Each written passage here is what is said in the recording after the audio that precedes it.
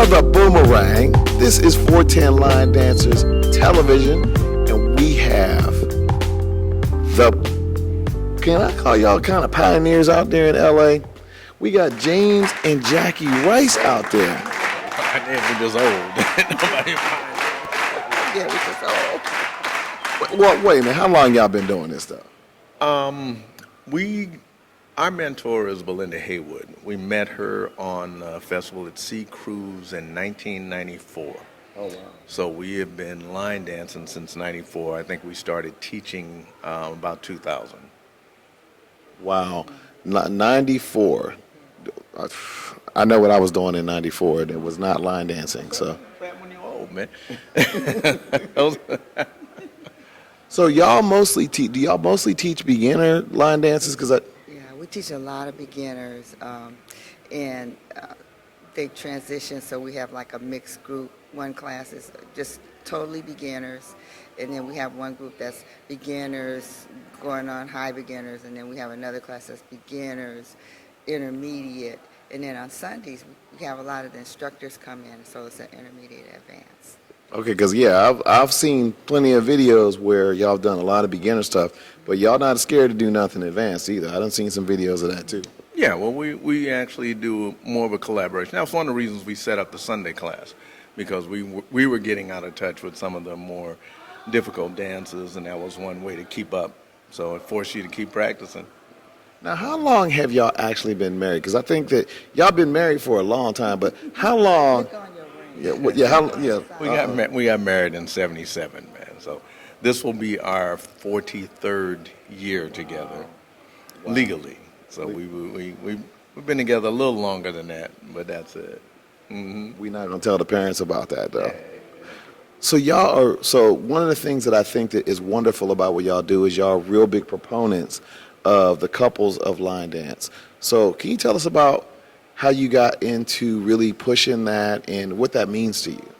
Well, I just love it. We have a really good relationship with Eric and Tish out of the 909. Eric and Tish Jennings out of the 909. They're Inland Empire, and they're like we kind of consider them the younger us when we were young, and they just kind of remind us a lot of ourselves. And just being able to go around and see different couples that are like. That's what formed, like you and your wife, formed the basis of just having fun and being able to travel.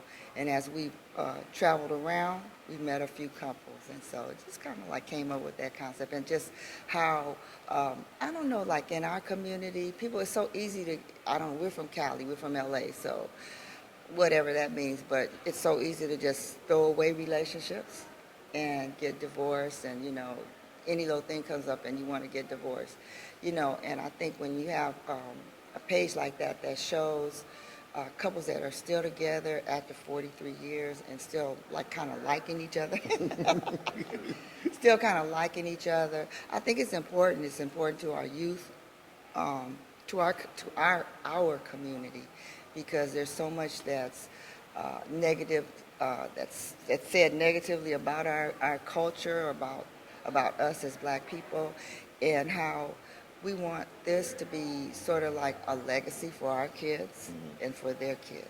We have grandkids. Oh, wow. Now, one of the things that's also wonderful about what you guys do in particular is y'all seem to have this unique ability to connect Southern California line dancing all together, because everybody seems to come up under y'all's webpage, and y'all really kind of promote everybody. How are y'all able to do that with all the stuff that goes on in line dancing? All right. Well, actually, that's always been what we did. So when we started teaching, both of us have been successful in our other careers. She was a certified nurse and midwife, did over 5,000 deliveries in LA. You can't walk into a mall without somebody running up to her saying, "Oh, there's the midwife. You delivered my kid." We actually have a couple of her kids a couple of kids you delivered are starting to come to our Kaiser class now, which is hilarious. And then I've been fairly successful as an engineer, so we've never had an issue about success or having any type of ego in the line dance. This was always just a release for us. So it gave us an opportunity to get together, to have some fun, to let off some steam, and just to build relationships with other people. So from that perspective, it's natural that when people come and they have an opportunity to if they've got a dance or they want to show off something, get up on stage, here's a mic. We've been doing that from day one. So that has always been one of the things we've tried to do is be very inclusive in everything that we've done because Have people, and Bear, you can bear me out on this. We've had folks that come to us and they'll say, well, you guys are successful, blah, blah, blah, blah, but they're thinking about like money and stuff like that. We don't make any money with this. I can think about a time when I used to work and I'd duty call and I'd take an extra a shift on a weekend, on a Saturday night, and make, a whole lot of money. Where I could buy a car, just crazy stuff like that. So it wasn't about the money for us, and when people come to us and they're asking us, how do you do what you do? And we don't base it on that. We base it on like our relationship, why we started line dancing and the fun that we have in it, and that's what we want, to carry on with the younger groups. So we kind of we've mentored a couple of groups in Cali, and we base it on just, are you having fun with it? If you're not having fun with it and you're not trying to, promote like a sense of community, a positive community within, then I don't want to be bothered with you. That's like, when we started, we were trying to find something that we could do together for exercise. We met in a disco way back in the day.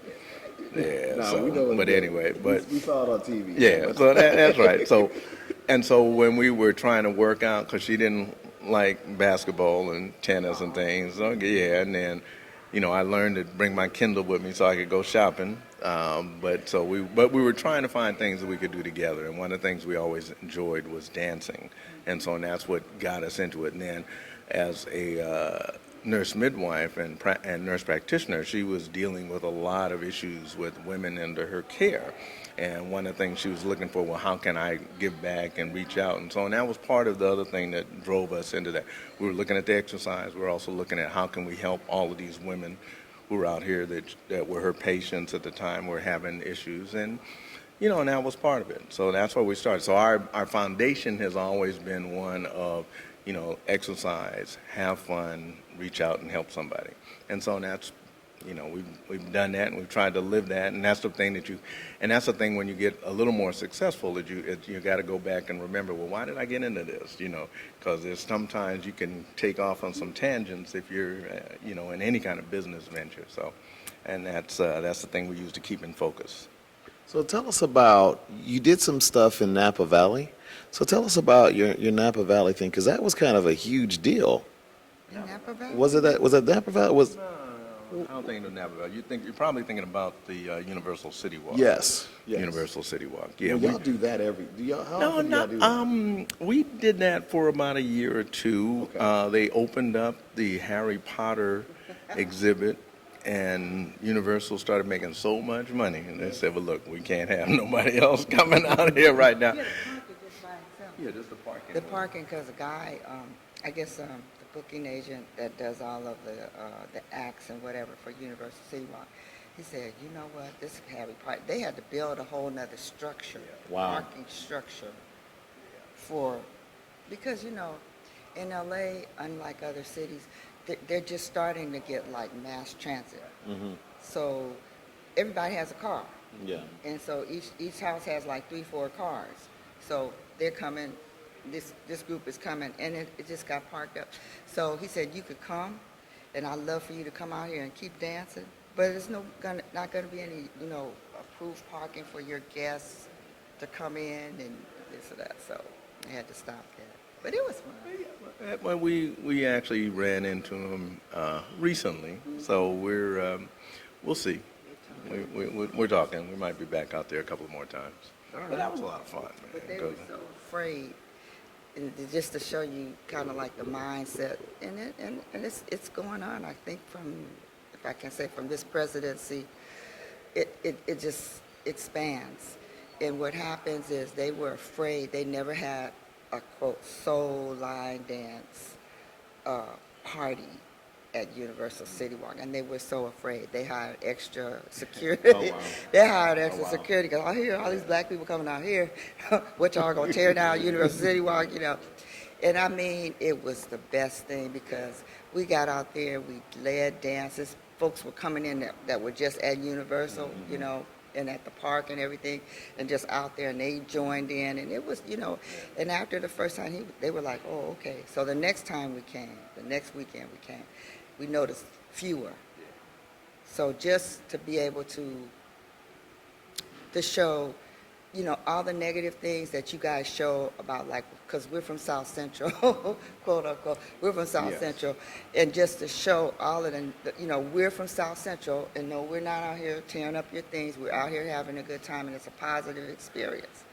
Yeah, you could come to some of our classes over in the inner city. It'd be all right for you.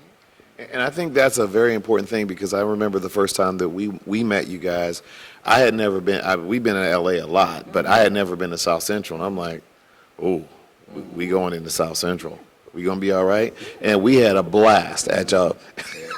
I was out there acting a fool. Afraid. They Yeah. actually are afraid. And so I think that, you know, the more, you know, of us line dancers, and we expand ourselves out and just show people, you know, everything that you see that's headline on the news, that's not us. It's a small percentage. That's not us. So how did you guys, I mean, y'all are doing it, y'all are just everywhere. Y'all got the Cali Jam. It is, from every account, it is as big of an event as there is. It's probably at you, I mean, they mentioned UC, Cali Jam, Linda Sims.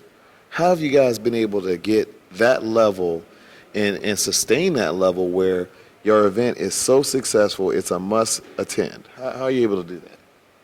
We've always tried to address our attendees first, the people first. We've also, each year, we do a survey to get feedback for what we did, and we always try to get better every year. So that's been, you know, that's been our mindset from the beginning. And part of that is also we've tried to treat it like we're dealing with family. It is a line dance family, so if we're gonna have a party, well, we've been throwing parties a long time. Right? let me put it that way. So we Kids, like our kids, our daughter, our son, our house was the house on the block to be. Everybody, it didn't matter. They just came to our house, and so it just would turn into a party. And so when we got the inception for Cali Jam, so we said, well, we're gonna give a big party, and how we're going to try to treat people is how we would want to treat our own guests at our house. So And you, so that's why I'm telling newbies that are trying to do this and everything, you're not going to make any money. You understand? 'Cause you understand, you have to pay the hotel. Yeah. You know, if you order like a brownie, and wait, and you want a plated dinner, or if you want a buffet, they're going to charge you to put the forks down. If they have to change the tablecloth, they don't, and all that costs money. yeah. Okay, so the amount of your ticket price is going to have to come out of that. If you give a little souvenir, it doesn't matter if it's a little fan, you have to pay for that. Okay, if you do a T-shirt, you got to buy the T-shirt, but put it in a bag. All of that costs money, and so for the new people that are coming along and you're gonna start something, get in your mind what you want to do. If it's about making money, then don't do it like Cali Jam. Don't do it like ours, okay? Because you're not going to make any money at it, okay? The other thing I want to say about why I think our Cali Jam is successful is because our crew is like, well, first of all, a lot of us sing in the Brooklyn-Nears Gospel Choir at First CME Church, and so it started there, like our core. And then we've only invited people in that someone brought in. And so they're very dedicated, they're very loyal. If they see, and also this, we have this system where, you know, if you see somebody, just because James and I are like quote unquote in charge of it, you know, you can't walk in like, Isha, you know, y'all need to not do that. Y'all need to put this in, you know, They're not going to like that. And we have meetings every month for people to, or they just talk to us. We're in class or something like that. They say, you know, you need to do this. We saw this at UC Stars, and it was so much fun. We saw this at Linda Sims, and it was so much fun. And that's how we, you know, keep it going and try to keep ideas fresh, but it's our crew. Yeah. Our crew. So what you should know, though, is we did our Texas Jam, and we really took a lot of inspiration from the Cali Jam. We just thought it was, we haven't been to a Cali Jam yet. So I don't want to act like we went to another event y'all threw, but we take our inspiration from what you do, and of course what Linda Sims does, and what Mike Womack does. So we did all three of those plus our own crazy ideas and our own crew, and we came up with our event. That's exactly how you do. And then you see, you know, something over here, and it's ooh, that was fun. Okay, or you see another organization, another event, and you say, you know, that was kind of nice. Let's see, and then we talk it out. You talk it out with your crew and see whether or not it's feasible. Not just with the crew. We've also, you know, we talk to Mike, we talk to other, you know, so everybody exchanges ideas and discusses what it's like to, because, you know, once you start putting on these things, you all have you have a common base in which to start discussions, and we all try and take ideas from each other. Well, this worked, this didn't work, you know, and that kind of thing, and pass that on. So yeah. So tell us about y'all's relationship with All Snap, because I know y'all have a good relationship with them. They are just full of energy. They're so young and fun. Their dancers are great. And is that one of the groups that y'all mentor? And how did y'all get hooked up with them? You know, they were actually, they had actually started on their own. They were running in a small club not too far from where we had in LA. And you know, we at that time, I think we had a little more coverage through YouTube and things like that. So they came on out and did some things. But, you know, Sean and Ajay are incredible people. They're both extremely creative. They have amazing musicality and ability. So no, nobody had to mentor them, man. No, not at all, not at all. And the same thing, you see Tish and Eric from 909. They're coming up. That's our Jackie Bowie's baby and our baby. That's one, and our baby too. And we just love them. And any opportunity that we can to support them, we're gonna do it. Yeah, that's part of the thing. You support everybody. You know, Ed Griffith down in San Diego. You know, Penny Pearl is up and coming. Danetta is out here. She's another very talented individual choreographer. We don't kind of limit it, you know, like if we're doing a class or something like that, you know, like especially the Sunday class, we say, you know, y'all have something new, come on in there and show it. Teach us, you know, and then that way we spread the love. We try to attend each other's classes. Right. You know, and it works that way. And it's not just the Sunday, but even in the regular class, because that's the first thing that she'll say. If you got to dance, if there's something you want to do, come on up. We'll help you. We'll help you work it out. So I'll help them write up a step sheet if they need a step sheet, and then we'll do. Yeah, but They started asking me about that in Europe. I'm like, I need to figure that out. I need to figure that out. I need to call him. But it's just a way to make sure that people really, and you know, and our fundamental thing has always been no fault. You know, so we're gonna, you know, if you're gonna come with us, you know, we're going to have a good time. It's a no fault line dancing because we make mistakes. You know, if you're attending, you can make mistakes. We are not drill sergeants by any stretch of the imagination, and you know, and that's part of the flavor we try to bring in each of our classes. So, you know, come out, have some fun. So if nothing else, at least sit down and laugh. So. Have some classes and I'm not going to mention any names, but you can go to some classes and it's not fun. You know, oh, you on the wrong foot. You turn the wrong way. You know, so we've always done, and we call it no fault line dancing. It's like divorce in California. It's nobody's fault. You don't need a reason. Really, for real. You don't really have to have a reason. You just get something, they call it an interlocutory decree, and you divorce. It's that easy. Wow. Yeah, real easy. So we call it no fault. You know, it's nobody's fault if you mess up. Just mess up, catch up. So you guys are hosting the UC Awards for the second time. No, that's Jackie Boone. I'm sorry, Jackie Bowie, but y'all are participating Yes. for the second time. Yeah, we are. So y'all all, it looks like, at least from last year, it looks like all of Southern California participated. How did you guys get that pulled off? No, well, that's been part of the thing about the relationships. Everybody has tried to share and support each other. So, and that's so we all go to each other's events. We try to attend each other's classes. You know, we all have busy schedules, so but we try to attend each other's classes at least once a month or so, just so that you can stay. And a lot of it is some of the younger instructors. There are some other instructors that have been around in LA. Marva's been around for a while. Marva Black was the godmother of soul line dancing in Los Angeles. But then there are other instructors like Von Cornelis and Vancy Gower. I mean, Louise Perry. There are a number of other instructors who've been around, but they're not. And they have a larger senior population that follows them, and they don't do the traveling and things, so they're not quite as. About the travel. I want to say something about the travel. It might just be like hood or whatever, but in LA we grew up on streets, and if you lived on west of like Broadway, you were blood. If you were east of Broadway, you were Crip. And even at being 67 years old, like trying to even step across LA, it's like you felt like in South Central, like, ooh, I don't know. And to get them to actually get out of that mindset and say, we're going to Baltimore, or we're going to Texas, or we're going to Chicago, they're like, I don't know, and it's that mentality. And they have the money. Believe they have money, whatever. They can do it. But a lot of folks, it's just that mindset, ooh, I don't want to go over there,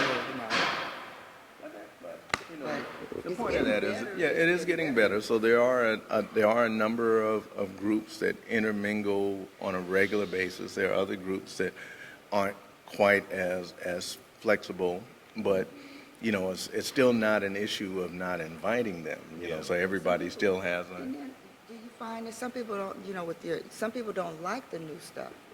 Yeah, I've been hearing that a little bit. So what happens is back in Cali, we would have a dance. This was back in the day. We would have a dance, and you would work on this dance for like 6 months. It didn't change. And then another dance, where somebody would bring another dance out from Texas or wherever, and we work on that dance for 6 months. And so when you went to a party, you knew every dance. Well, some people like that familiarization. They like being able to feel that I can get up and do every dance. So no, I'm not going to go to James and Jackie's event because they got people in here. They're going to do new stuff. And there's folks there, and that's fine. So we have events in the LA area where it's just classic dances. If you go in there, and they're mostly country western, if you go in there, there's not going to be anything like past, I want to say, like 6 or 7 years ago. Oh, wow.